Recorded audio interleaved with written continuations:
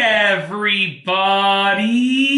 I'm here today to talk to you about when to use mouthwash. I will specifically be going over how often you should be using it if you want to use it, and I'll be going over it in an easy explanation, in a very simplistic explanational manner. Let's get right into the video. First and foremost, not everyone uses mouthwash.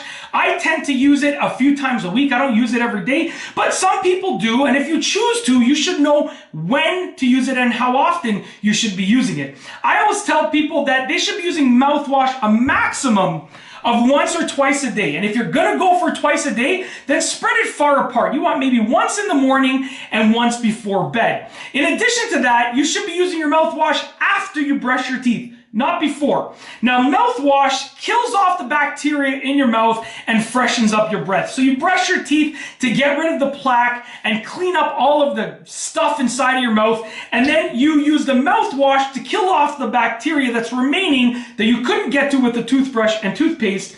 And then you also will freshen up your breath so that it smells good for the rest of the day or the rest of the night, okay? Now, you should leave a little gap between brushing your teeth and using mouthwash. A lot of the time, people brush their teeth and then they use mouthwash right after, and that's not good. You see, toothpaste needs to essentially sit on your teeth in order to be as effective as it needs to be. So if you use your mouthwash right after, you're gonna rinse off that remaining toothpaste